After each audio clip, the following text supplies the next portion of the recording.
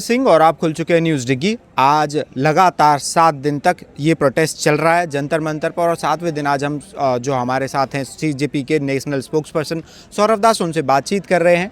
आज आप जो है एजुकेशन मिनिस्ट्री गए और वहाँ पर आपने धर्मेंद्र प्रधान का केक कट किया, क्या मैसेज देने की कोशिश? देखिए, हम तो चाहते थे कि हम लोग धर्मेंद्र प्रधान को पर्सनली डिलीवर करें ये केक, एंड उस केक में एक ही मैसेज था, प्रधान गो बैक। एंड हम लोग उनको बोले कि आप केक काटिए, आप बर्थडे मनाइए, अपना रिटायरमेंट लीजिए एंड आगे बढ़िए, क्योंकि आपके इनकॉम्पिटेंसी से बहुत सारे जान आपने ले लिए एंड आपने पूरा सिस्टम का तहस नहस कर दिया। बिकॉज 5 साल से आप एजुकेशन मिनिस्टर रहे, लेकिन ये बोलने का मौका नहीं दिया गया, हमें वहाँ पे अंदर नहीं जाने दिया।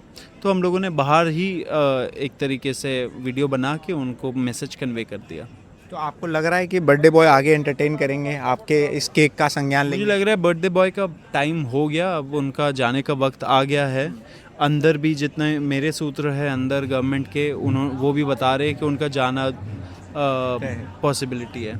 आज 7 दिन, एक हफ्ता ऑलमोस्ट कंप्लीट हो गया इस प्रोटेस्ट को।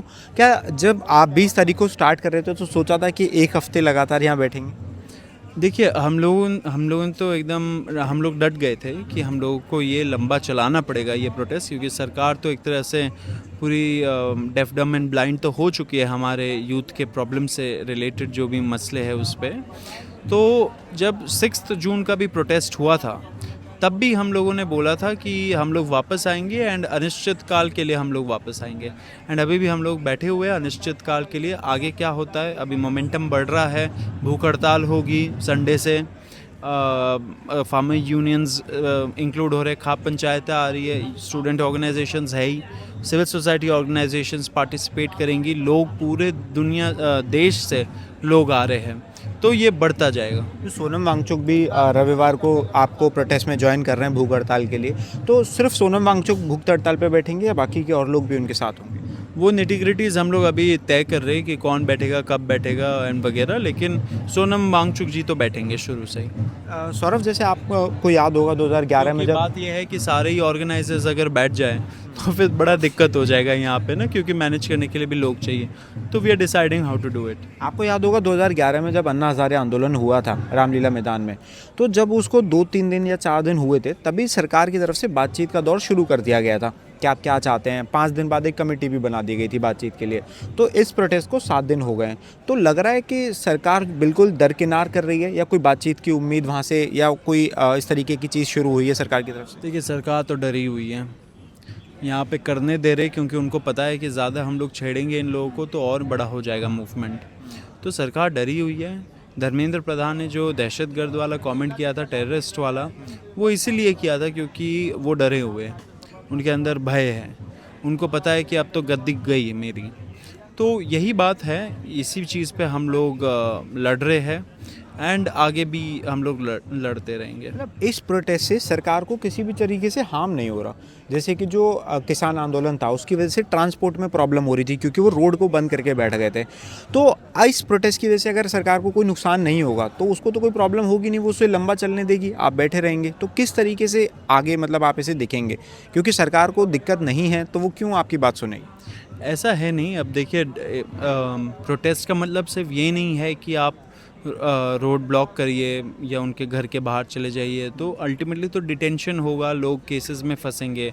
आपको ये भी समझना पड़ेगा कि जो ये स्टूडेंट्स हैं, इनका एक फ्यूचर है, ये युवा है, तो ये लोग भी डरते हैं एफआईआर होने से, ये लोग भी डरते हैं कि उनके माँ बाप क्या बोलेंगे, पर्सनल कमिटमेंट्स रहते हैं, पर्सनल उनके बैगेज रहती है, फैमिली बैगेज रहती है, बहुत सारी चीज़ें हैं they have to take care of, क्योंकि ये लोग यंग है। तो जस्ट बिकॉज ये जंतर मंतर में बैठे हैं, आई डोंट थिंक उसको डिस्क्रेडिट करना चाहिए, क्योंकि जंतर मंतर भी हम लोग इतने टाइम से जो बैठे हैं, ये एक सेफ स्पेस बना है, यहाँ पे लोग अपना बात रख पा रहे हैं, मंच पे आ रहे हैं, अपना बात रख रहे हैं। सो यहाँ पे तो ज़्यादातर मेरा लर्निंग ये रहा है इतने दिनों में कि लोगों के पास कोई है ही नहीं अपना स्टोरी शेयर करने के लिए। तो यहाँ पे जब वो लोग आते हैं, यहाँ पे एक आशा मिलती है उनको, एक they see it as a symbol of hope and descent. तो उनको मंच मिलता है, उनको सम्मान मिलता है, उनको इतने सारे अपने जैसे लोग दिखते हैं, उनको भी कहीं लगता है कि यार सिर्फ मैं अकेला नहीं हूँ इस दुनिया में, सिर्फ मेरे ये प्रॉब्लम्स नहीं है, मेरे प्रॉब्लम्स ये लोग भी शेयर करते हैं, तो एक तरह से उनको भी सेल्फ कॉन्फिडेंस मिलता है। तो I think that is also very important as a protest. Protest की सिर्फ एक परिभाषा नहीं होती, आप प्रोटेस्ट कर सकते हो कई तरीक़ों से। तो ये लोग जो बोलते हैं कि सरकार को आप वो नहीं करोगे, रोड नहीं ब्लॉक करोगे तब तक है नहीं, चक्का जाम नहीं करोगे तब तक प्रोटेस्ट नहीं है, ऐसा नहीं है। अन्ना आंदोलन में भी जब लोकपाल बना, वो लोग भी तो अनशन में बैठे, वो लोग भी तो रामलीला या जंतर मंतर में बैठे। मगर तब की सरकार संवेदनशील थी थोड़ी, उसको फ़र्क पड़ता था। देखिए संवेदनशील नहीं, अब ये वाली सरकार नहीं है तो लंबा संघर्ष होगा। संघर्ष करने के लिए तो सब रेडी है यहाँ पे, जितने भी लोग आए एंड जो भी ऑनलाइन लोग हैं, जो भी लोग आके बैठ भी नहीं पाए, कुछ घंटों के लिए आए, कुछ मिनटों के लिए आए, वो लोग भी बोल रहे थे कि आप लोग जारी रखिए, आप लोग करते रहिए, हम आपके साथ हैं। क्यों? क्योंकि सब लोगों के अपने अपने प्रॉब्लम्स है लाइफ में, शायद वो ना आ पाए यहाँ पे, शायद यहाँ पे आ जाए तो उनको गवर्नमेंट जॉब से निकाल दे, FIR हो जाएगा तो जो गवर्नमेंट जॉब ही नहीं मिलेगा, तो जो एग्ज़ाम प्रिपरेशन कर रहे वो भी उनको दिक्कत होगी। लेकिन सब लोग के अंदर एक गुडविल है ये मूवमेंट के लिए, सब लोग को पता है ये मूवमेंट इम्पॉर्टेंट है। एंड ये जो जंतर मंतर हम लोगों ने बनाया, ये इस उद्देश्य से भी बनाया है कि सब लोग अपनी बात रख पाए। ये नहीं कि 2 घंटे का हम लोग रोड पे गए, फिर डिटेन हो गए एंड ख़त्म हो गया। हम वो नहीं चाहते थे। हम लोग चाहते थे कि यहाँ पे कुछ हो, यहाँ पे लोग अपना टैलेंट दिखाए, लोग अपना कोई गाता है, कोई रैपर है, कोई पोस्टर्स अच्छा बनाता है, कोई वीडियोज़ अच्छा बनाता है, तो ये सारे लोग भी अपने आप को शोकेस कर पाए, क्योंकि यहाँ पे लोग लीडर्स बन रहे हैं, they are becoming the leaders of the future. And जब ये लोग अपना घर वापस जाएंगे, अपने गांव वापस जाएंगे, शहर वापस जाएंगे, वहाँ जाके वो अपने भूमिका में लीडर्स बनेंगे। तो वो भी एक उद्देश्य था इस प्रोटेस्ट से। जैसे अभी पहला हफ्ता कंप्लीट हुआ है और 2 बार आंधी बारिश तूफान यहाँ पे लोगों ने झेला है, और उसके अलावा कई छोटे मोटे हरकतें भी हुई हैं जिसे ख़राब करने की कोशिश की। तो ये तमाम उतार चढ़ाव के बाद पहला हफ्ता ख़त्म हो गया, कैसे देख रहे हैं इस पूरे हफ्ते को? देखिए ये हफ्ते में तो मैंने आपको जैसे बोला, ये लर्निंग है कि बहुत सारे लोगों के पास कोई है ही नहीं बातचीत करने के लिए, स्टोरी शेयर करने के लिए। यहाँ पे आए तो उनको एक होप मिला, एक आशा मिली, एक सपोर्ट सर्कल मिला, अपने जैसे लोग मिले, बहुत मतलब यहाँ पे प्यार है लोगों के अंदर ये मूवमेंट के लिए। तो ये एक हफ्ते में मुझे दिखा कि कैसे ये मूवमेंट बढ़ते जा रहा है। किसान यूनियंस ने सपोर्ट किया, खाप पंचायतों ने किया, उन्होंने तो सरकार को वार्निंग भी दिया कि हमारे युवाओं को कुछ हो जाए तो फिर आपकी खैर नहीं है, ये सब। तो बड़ों का भी प्यार मिल रहा है, अपने लोगों का भी प्यार है इसमें।